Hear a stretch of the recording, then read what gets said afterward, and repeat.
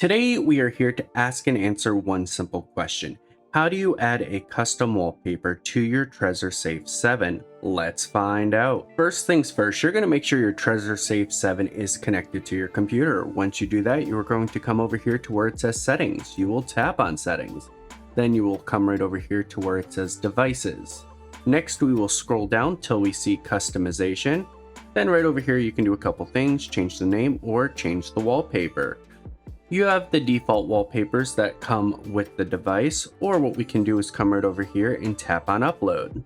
Once we do that, go to the folder in which you keep the custom design that you are looking for. I am going to use my YouTube logo for this, and then it's going to come right over here and hit change wallpaper.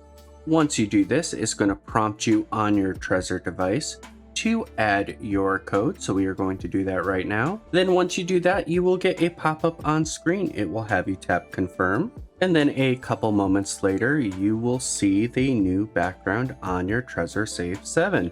And that's going to do it for this video. Hopefully you found it helpful. If you did, like, subscribe, leave a comment, take care, spike your hair, and I do hope you have a blessed day. Peace.